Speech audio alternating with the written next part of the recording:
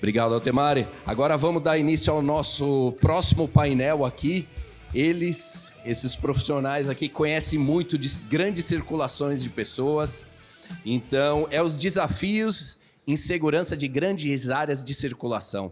Então, aqui eu vou chamar Rafael Fernandes, ele que é da AENA Aeroportos. Nelson Júnior, do Shopping Eldorado. Inclusive, a farda ontem foi no Shopping Eldorado, viu, Nelson? Rita Pérez, do HC. Um belo case, grandes profissionais, uma salva de palmas, pessoal, para esse conteúdo maravilhoso.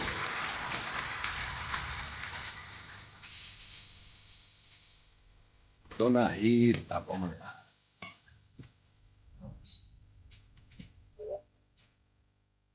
Rita tem prioridade aqui, viu? Fernandes, bem-vindo. Nelson. Os microfones estão.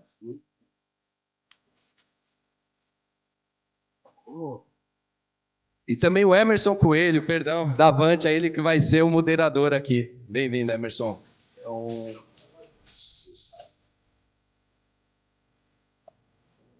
Está funcionando já? Vai lá, é contigo, Emerson. Show de bola, obrigado. Utilizem o QR Code e no final a gente vai dar início às perguntas para a turma aqui. E também se identifica como nome, cargo e empresa, por gentileza, fica mais fácil. Isso aí, valeu, show de bola. Bom dia, pessoal. Eu sou o Emerson Coelho, sou responsável pela unidade de negócio de áudio e vídeo na Avantia, como o nosso CIO aí, o Silvio, comentou. Sim, nós temos agora uma unidade de negócio especializado em áudio e vídeo. Então, se alguém quiser mais saber detalhes, estarei até o final aí do evento, me procurem. Queria agradecer a presença de vocês aí, muito bom. Alguns não conhecia a gente pessoalmente, né? Só conversamos por WhatsApp. É um prazer enorme estar com vocês aqui, muito obrigado mesmo pela presença. Eu queria, que nem a gente comentou, o Rafael Moro, da AENA, a Rita Pérez, do Hospital das Clínicas, e o Nelson Júnior, do Shopping, né? Eu queria que, se vocês possível, vocês fizessem um resumo do que é a operação de vocês e se apresentarem, por favor. Pode começar, Nelson, se quiser. Primeiras damas, né? Aí, obrigada. Com certeza. Bom dia. Meu nome é Rita Pérez, eu trabalho no Hospital das Clínicas de São Paulo há 44 anos. Sou formada em administração, minha vida toda foi voltada para a gestão de facilities, e há 11 anos eu recebi um desafio para implantar uma segurança corporativa no HC.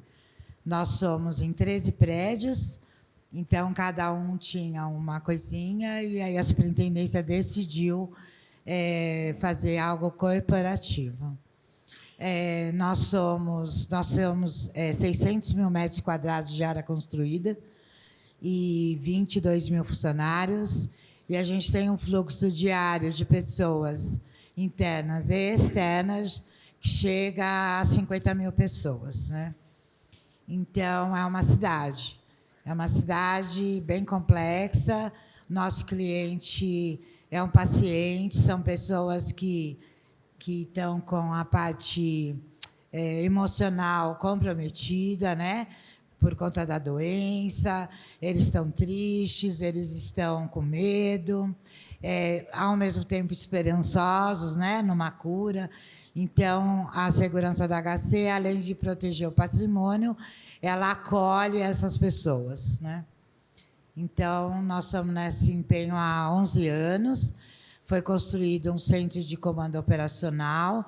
A gente tem 1.500 câmeras, 170 controles de acesso, catracas, né, e dedinho. E estamos entrando agora com o facial para acesso também. E aí a gente conversa um pouco mais para frente. Legal. Que desafio grande, hein, Rita? Nossa, para quem não conhece, acho que todos aqui devem conhecer, lá é um desafio muito grande, né? Uma cidade que nem você comentou. Comenta um pouquinho sobre a sua autonomia, Rafael, também, por favor. Bom dia, obrigado e lisonjeado pelo convite. Eu iniciei minha carreira no metrô do Rio de Janeiro, foram 10 anos maravilhosos. Temos uma circulação lá de 300 milhões de pessoas por ano. Posteriormente, eu fui para o GRU Airport, a primeira concessão relevante de aeroportos, onde a gente tem uma circulação lá de 43 milhões de passageiros. GRU Airport é o maior aeroporto do Brasil atualmente, e lá nós desenvolvemos tudo em relação à gestão e tecnologia para o processamento e segurança de pessoas. Posteriormente, eu passei também 5 anos maravilhosos, inesquecíveis, numa empresa maravilhosa, que é o Metrô de São Paulo, que tem uma circulação anual de 1 bilhão e 200 milhões de pessoas por ano. E nesses 5 anos também foram realizadas várias investidas em tecnologia, em segurança, em EPI, em treinamento, e fico orgulhoso pelo legado que deixei lá. Atualmente eu estou na ENA. A ENA Mundial são 86 aeroportos. No Brasil, nós temos 17 aeroportos, em especial Congonhas, que foi a última concessão, onde a gente gira lá 23 milhões de passageiros por ano, e eu sou responsável pela segurança, onde a gente, seguindo, né, o mesmo legado da experiência pregressa, a gente vem investindo em tecnologia, em gestão de pessoas, foco no resultado e na interação em si com as entidades públicas, porque nós somos um aeroporto de grande porte dentro do coração de São Paulo. Obrigado. Desafio grande também, né? Nelson, você pode comentar um pouquinho sobre a sua experiência, por favor? Vamos lá, bom dia. Obrigado pelo convite aí, Avantia. Muito feliz de estar aqui novamente no Security Talks. Eu sou Nelson Júnior, eu tenho 28 anos na área de segurança patrimonial. Já passei pelas maiores administradoras de shopping center, Grupo Iguatemi, a Multiplan, a Ankara Van Hol, e atualmente eu estou na Alus, que administra o Shopping Eldorado, com 52 shopping centers no portfólio. O Shopping Eldorado é um shopping inaugurado em setembro de 1981, terceiro shopping na cidade de São Paulo. É um shopping que recebe aí por ano mais de 15 milhões de pessoas. Agora em 2023 eu recebi de presente a parte operacional de estacionamento também, então por ano nós recebemos aí 4 milhões de veículos, isso dá mais uma média aí de 340 mil veículos por mês. Então é um segmento bastante interessante para a parte de segurança, porque eu costumo dizer que o shopping ele não tem um controle de acesso. Existe um controle de acesso ali logo na abertura, porém depois das 10 horas ele é aberto ao público. E aí isso é um diferencial do nosso segmento e uma dificuldade para a nossa área. Mas é um segmento muito dinâmico, muito bacana e espero aí contribuir ao longo do nosso bate-papo aí com algum pouquinho de experiência aí nessa área. Show de bola. Vocês viram aí que a gente escolheu a dedo, né, para falar sobre o tema, né? Rafael, em ambientes com alto fluxo de pessoas e múltiplos riscos, como o aeroporto, qual a estratégia tem sido mais eficaz na articulação entre segurança pública, segurança privada e operadores locais, na sua opinião? Realmente a parceria em si é a palavra-chave, né? Nós somos prestadores de serviço público, apesar de ser uma concessão. Então, a gente interage na área restrita. Resumidamente, quando você passa pelo raio-x, você acessa a área restrita. Então, nós temos uma interação muito forte com a Polícia Federal, ou seja, nós somos o longa-manos, a extensão dos braços da Polícia Federal na atuação e na garantia da segurança da aviação civil contra atos ilícitos. Resumidamente, é isso.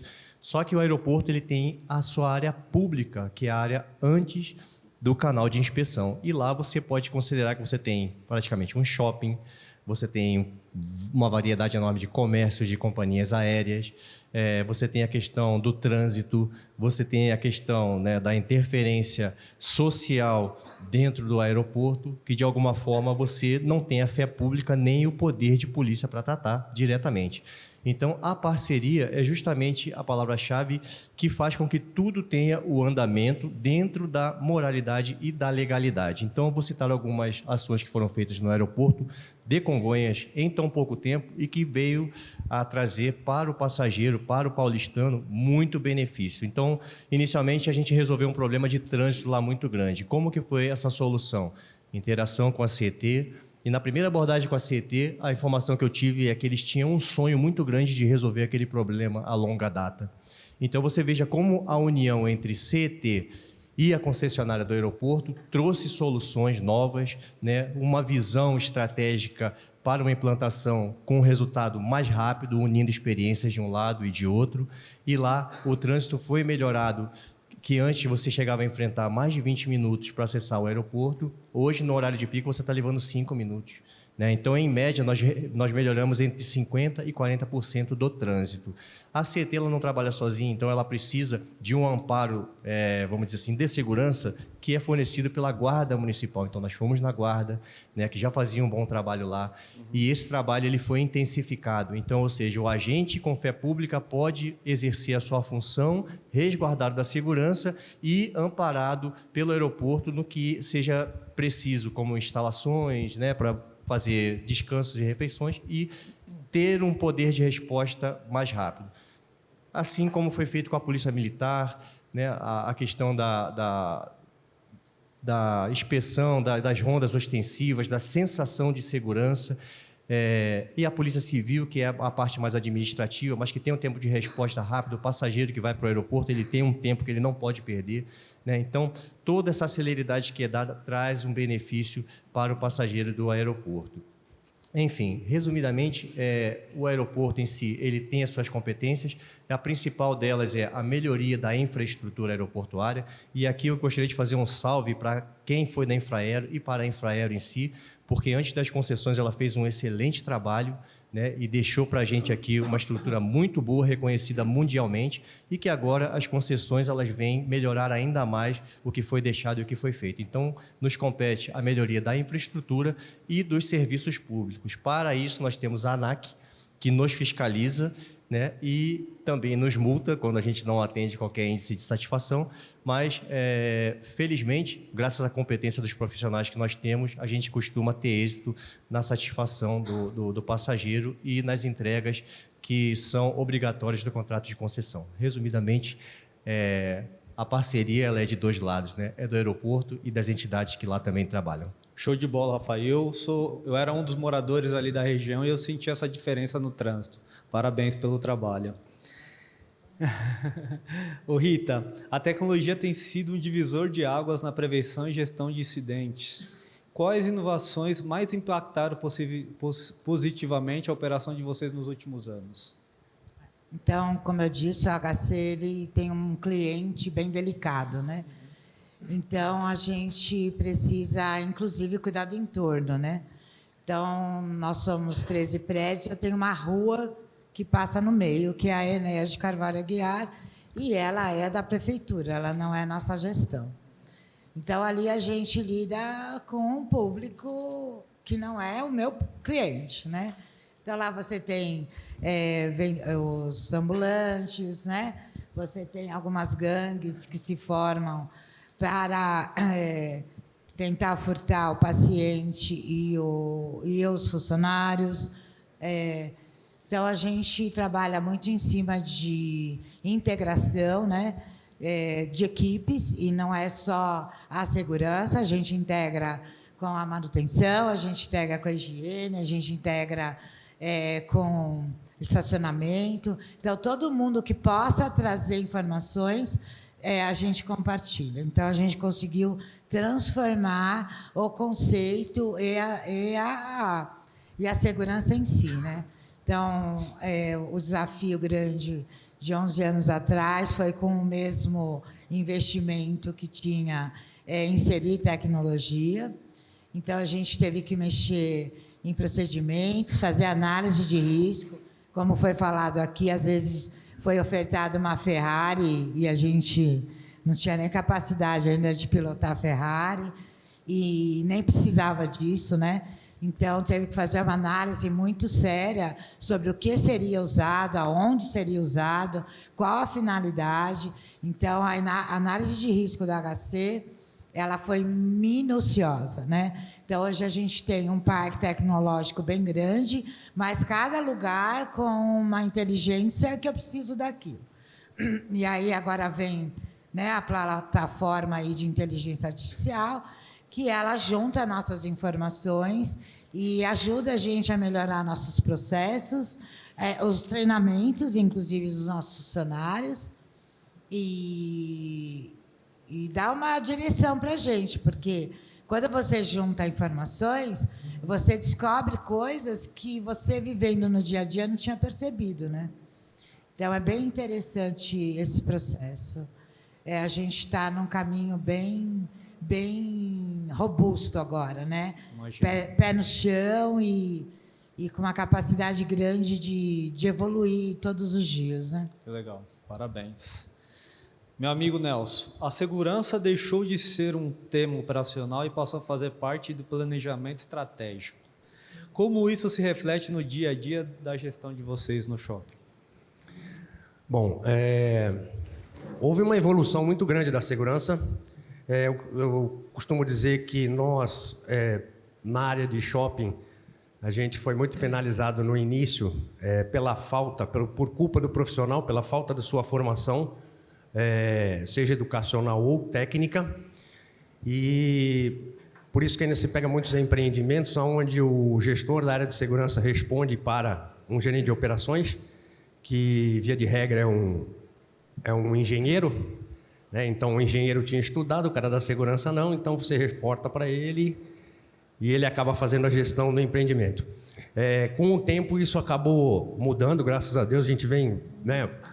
Eu tenho aqui muitos colegas que eu encontrei na entrada aí, pessoas com formações muito bacanas, pessoas que são referência no mercado na área de gestão de segurança, e isso acabou elevando a segurança para um outro patamar. Então, onde foi que a gente conseguiu entender a importância desta área dentro da organização? Quando você vai se tomar um empreendimento, seja empreendedor, seja superintendente, vai tomar alguma decisão com relação à área de segurança, e ele chega e fala, não, nós temos um profissional, chama ele porque nós precisamos da opinião dele e da parte técnica, né? Porque antigamente era tudo muito no achismo, né? Muito amadorismo.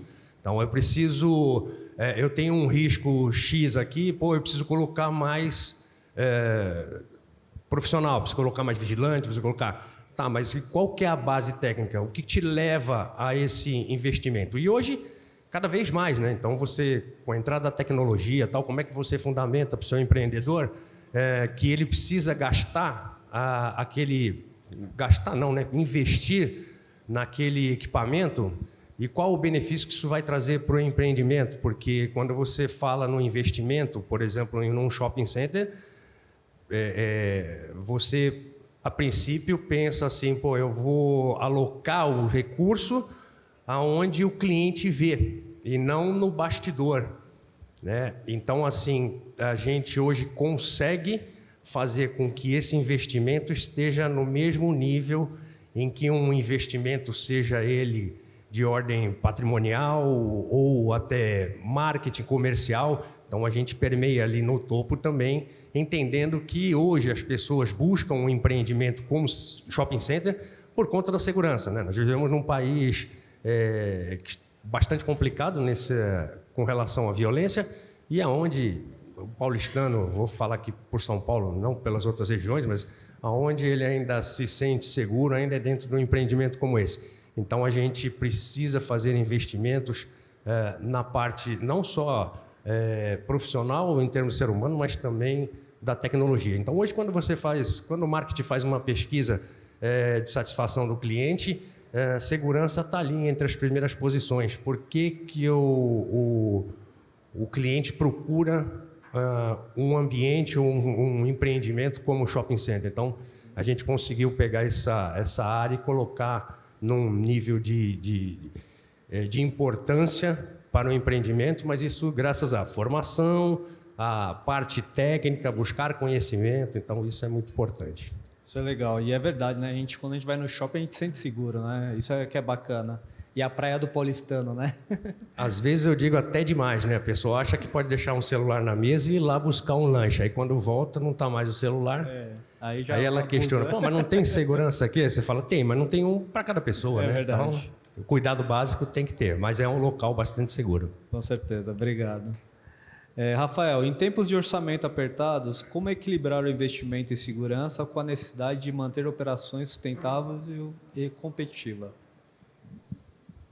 Esse é o desafio de todos os gestores, né? Mas o importante que eu vejo é a justificativa final, né? O porquê investir em segurança e o que você vai dirimir de prejuízo, por exemplo. Vou citar aqui o próprio metrô de São Paulo. Em 5 anos, nós fizemos investimentos lá em tecnologia, como equipamento de deslocamento, conhecido como Segway, as bodycams ou câmeras corporais, que ficam a cada dupla de agente de segurança tem uma câmera, em drones, no próprio sistema de CFTV, em exoesqueleto, que é aquela armadura, né, que a gente usa em CDC. Então, só a questão da câmera para o agente de segurança, inicialmente o desafio foi ele aceitar que aquilo era um benefício para ele, uma proteção. Porque na cabeça dele, ele está sendo monitorado, eles querem saber o que eu faço, né? O que eles vão gravar aqui que vão ver depois que pode me comprometer. Então, quando você supera isso no próprio agente, né, na pessoa que vai estar no front, e ele entende que isso é uma proteção para ele, a aceitação ela se espalha por todas as equipes, e lá nós temos ainda, né, 1.200 agentes de segurança no metrô de São Paulo, divididos em 3 turnos. O que passou a acontecer quando ele aceitou e passou a utilizar isso? O nosso departamento jurídico lá, que recebia de 5 a 7 processos por semana, passou a receber 2 por mês. Caramba, hein? Aí você veja, olha o impacto que o investimento em 300 câmeras trouxe já na questão jurídica. A gente passou a ter menos reclamação com relação à atuação do agente de segurança. Outra coisa importante que aconteceu lá, veja o impacto de mídia, né? Todo mundo aqui, quando acorda e liga a televisão, a primeira notícia que tem lá é mobilidade urbana. Você pode ligar lá na Globo, você vai ver, mobilidade urbana. É trem, é ônibus, é a CPTM, é metrô. Então, o impacto de mídia de uma empresa tão grande quanto o metrô e essas demais de mobilidade é muito grande. E a gente parou de aparecer, né, de uma forma que não se pudesse explicar o porquê das coisas. Esse que é o importante. Então, você veja, a gente parou de ter processos contra o metrô, a gente começou a ganhar processos de causas improcedentes, porque a gente começou a justificar a atuação da agente de segurança. Os agentes de segurança deixaram de ser afastados ou até mesmo mandados embora, porque havia uma justificativa incontestável, que era uma imagem e um som, que era uma gravação de áudio. Então, quando você justifica isso, esse investimento, do que volta ou do que você deixa de perder, o investimento sai barato e ele se paga muito rápido. Então, respondendo o que você me perguntou, o importante nesse desafio é você ter o conhecimento, o benchmarking, saber justificar e, principalmente, mostrar o que você deixa de perder como empresa, né? Show de bola. Obrigado. Rita, treinamento e qualificação técnica se tornaram diferenciais. Como vocês têm preparado suas equipes para lidar com o novo perfil de risco e com o uso de tecnologias cada vez mais sofisticadas? Bom, adoro falar de treinamento, né? Acho que treinamento é a base do sucesso de qualquer implantação, tanto de tecnologia e como só a atuação do homem mesmo. Então, por mais tecnologia que você tenha, por mais olhos que você, né, tenha para enxergar através das câmeras e tal, a ação do homem ela ainda é muito importante, né? Então, é ele que vai estar frente a frente com o paciente e tal. Então, o HC, além da gente investir no manuseio da tecnologia, como tirar informações dela, obviamente, a gente aproveita o nosso conhecimento interno, como hospital, para treinar o paciente, para treinar o nosso vigilante, o nosso controlador de acesso, para lidar com o nosso cliente, que é o paciente. Então, o próprio médico treina. Então, a gente tem um lugar lá que chama Reouvir, que cuida de deficiência auditiva. Eu, por exemplo, sou uma deficiente auditiva. Então, a gente treina, o próprio médico treina o segurança e o porteiro a entender a deficiência desse paciente, Legal. a dificuldade. Então, isso também para o deficiente visual. Para o idoso, a gente enche eles de peso para ver a dificuldade que a pessoa tem em locomover, porque às vezes fica, né, tentando agilizar a passagem na catraca. A gente tem um time que chama SWAT, que é da psiquiatria, são enfermeiros e médicos. Eles treinam segurança na contenção, então às vezes a gente precisa conter alguém. A psicóloga, para perceber se alguém está com alguma ideia errada, tipo suicídio, né, que a gente já teve alguns casos. Então, a gente tenta abranger o máximo que a gente pode para prevenir ocorrências graves, né? Não dá para a gente prevenir tudo, obviamente, mas pelo tamanho do HC, a gente tem pouco ocorrência, né? Na parte de tecnologia, todo mundo super treinado no drone, andar daquele Segway lá naquele carrinho que antes, no começo, era altos tombos que o pessoal levava, porque é diferente do piso do shopping, do aeroporto, eles andam na rua, né? Nas câmeras, no sistema. Então, hoje a gente chegou num ponto que a gente chama mesmo o pessoal de ponta para uma mesa para a gente desenvolver o sistema. Né? O que seria interessante a gente agregar no que a gente já usa. Então, tem surtido muito efeito positivo essa questão de treinamento. Eu sou fã de treinamento, treinamento não é só simulado, treinamento não é só bombeiro, e a gente tem que treinar, lidar com pessoas, né? Concordo contigo. E a gente que é usuário, são tantos processos que é imperceptível para quem está lá no dia a dia, né? Parabéns. Nelson, se você pudesse deixar uma única recomendação para quem está desenhando estratégia de segurança para brilhante de grande circulação, qual seria? Uma única mensagem, vamos lá. Bom, pode ser mais de uma. Eu vou começar aí talvez pelo básico, e até que o Marcos, o colega anterior, falou. Elaborando um bom plano de segurança, fazendo uma análise de risco com qualidade, né? Então, o empreendimento precisa ter um bom plano de segurança, uma análise de risco para saber quais são os seus riscos potenciais. Na sequência, um bom plano de crise e emergência, porque se esse risco se concretizar, como é que se resolve esse tipo de problema, ou pelo menos como é que você vai mitigar esse problema. E aí ele falou muito bem do que aconteceu na Europa ontem, e aí você, na prática, vai ver realmente quem estava preparado para esse tipo de crise. E aí, trazendo para o meu negócio, né, para shopping center, se você tem uma parada, por exemplo, de ar-condicionado no mês de novembro, dezembro, janeiro, onde o calor é muito grande, quais são as medidas que vão ser tomadas? Uma queda de energia que passa ali de 4, 5, 6 horas, como é que você trata esse problema? Enfim, todos os riscos que o empreendimento pode ter, como é que você faz para mitigar ou poder resolver esse problema?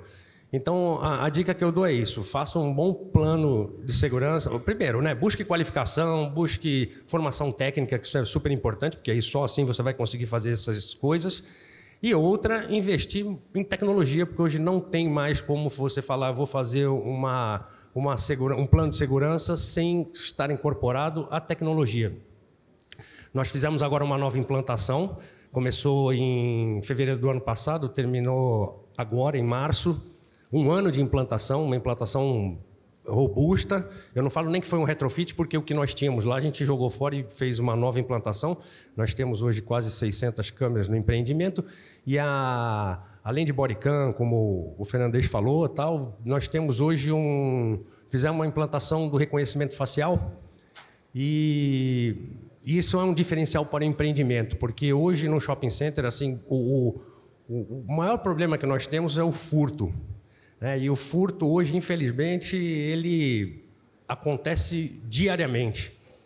E só falta tirar do Código Penal. Eu sou advogado, né? Então eu falo assim, só falta arriscar do Código Penal o artigo 155, porque parece que está liberado, porque o negócio já estava ruim e depois, para complementar, inventaram audiência de custódia. Então hoje quem pratica um furto em 24 horas está na rua e isso acaba gerando assim um círculo vicioso.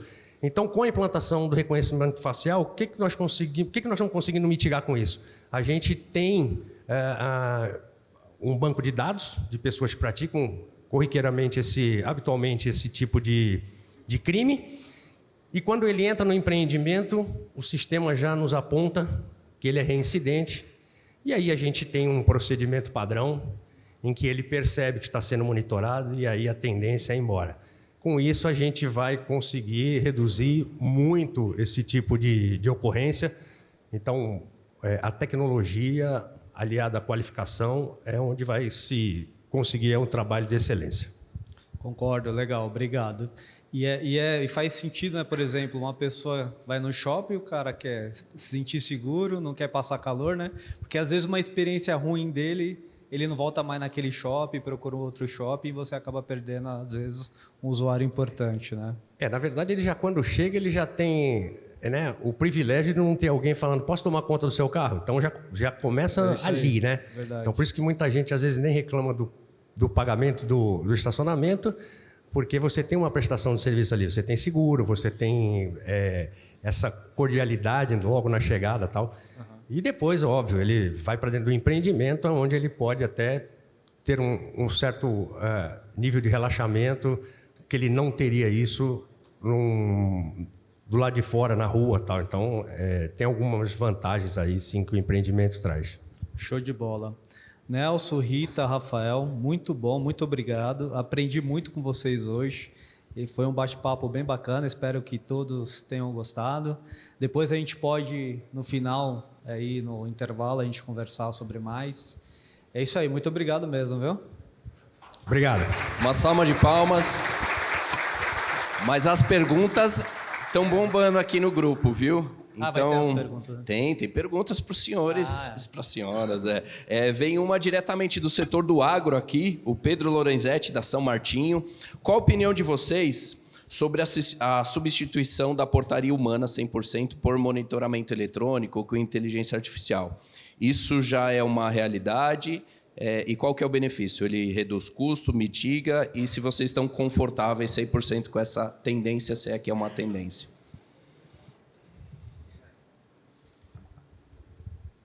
Bom, eu acho que é uma realidade, porém, para todas as implantações existem os prós e os contras, né? A gente tem que ter muito claro na cabeça que a tecnologia não substitui o homem, né? Talvez em algumas pequenas coisas, sim.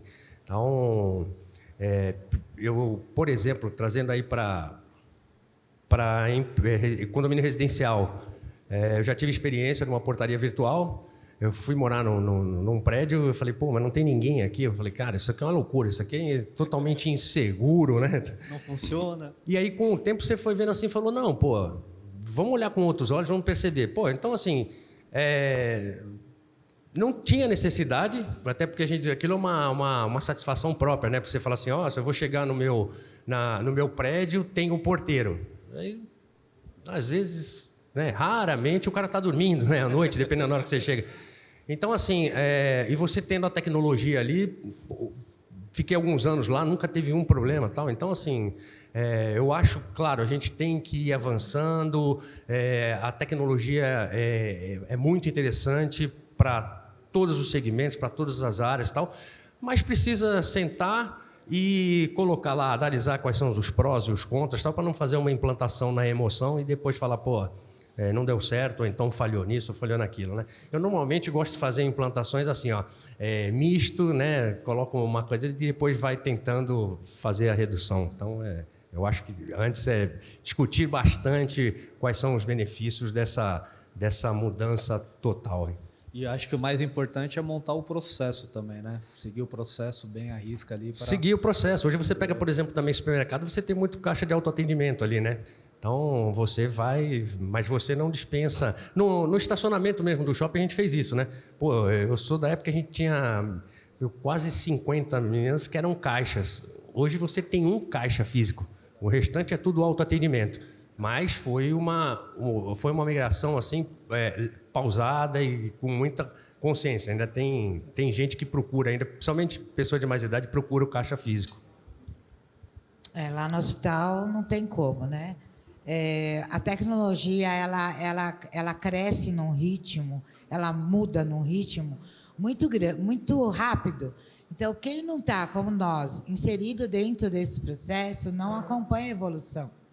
Então, por exemplo, agora eu vou colocar acesso por reconhecimento facial. Até eu conseguir montar o banco de dados, o pessoal entender que tem que tirar uma fotinho. É um processo complicado, né?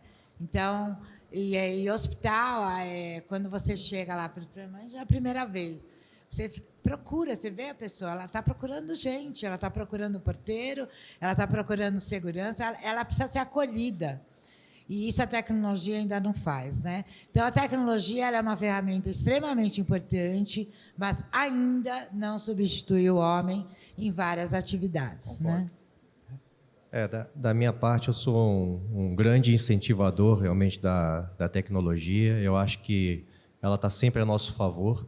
Eu lembro quando eu era criança e surgiu o celular, eu falava com a minha mãe que mora fora. Antes eu tinha que usar uma ficha aí no telefone azul no Rio de Janeiro, né? Então, eu acho que a grande oportunidade é que, com o crescimento da tecnologia, a segurança e todo mundo que trabalha na segurança tem que se preparar para estar cada vez mais capacitada e deixar de ser a oportunidade de outros empregos e não o que é hoje. Você entra na segurança para tentar migrar para um outro setor. Então, eu acho que com o crescimento da tecnologia muito forte da segurança, quanto mais a segurança, linha de frente, estiver desenvolvida, ela vai estar em um outro patamar, abrindo um fronte para que ela seja o atrativo para outras demandas de mercado. Boa. Acredito que a gente já respondeu boas partes das perguntas aqui, do Elias, da Fundação São Paulo, da Pontifícia Universidade Católica, está respondido. Agora vamos lá, mais o Tarcísio da CPTM. Como vocês três, shopping, aeroportos e hospitais, veem a utilização de bodycam? É fundamental. Hoje fundamental. É fundamental. Eu costumo dizer que assim, hoje houve com a mídia social, né, com a coisa, houve uma inversão no ônus da prova, né? Então, por exemplo, no shopping center, uma pessoa falou: poxa, eu escorreguei e caí porque o piso estava molhado, eu quero indenização, eu quero isso, eu quero aquilo outro. Eu tenho que provar que o piso não estava molhado. E a bodycam, ela hoje nos ajuda bastante com relação à pessoa. Pode alegar que foi agredida, que foi mal atendida. E é interessante, uma coisa é o seguinte, quando você... Isso a gente percebe claramente na prática, que antigamente, quando o supervisor ou um vigilante ia fazer um atendimento, a pessoa tratava, claro, aquela pessoa que está nervosa, ou descontrolada, ela tinha um tipo de conduta. Hoje, quando ela vai, o supervisor ou o vigilante vai na direção da pessoa, que ela percebe a luzinha piscando, que está gravando, muda completamente. É interessante isso. Então, eu digo hoje que todas as empresas deveriam, sim, investir na bodycam, porque te livra de uma série de problemas aí e consegue comprovar várias coisas. E até para quem é gestor, você saber a conduta do seu profissional, né? Boa. Você pode depois fazer uma análise da conduta dele e até replicar, como a Rita fala, num possível treinamento aí para os demais. Boa. Fantástico, gente. Vamos dar início ao encerramento aqui, painel de gestão de grandes pessoas, circulação, e agradecer nossos palestrantes, painelistas. Muito obrigado.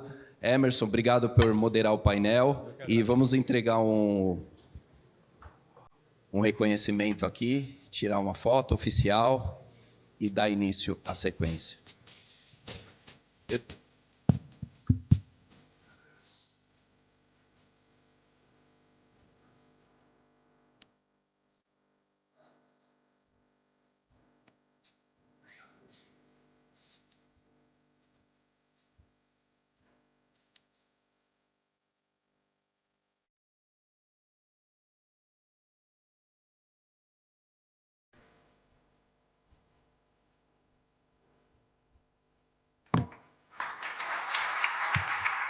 Obrigado, gente. Cuidado aqui.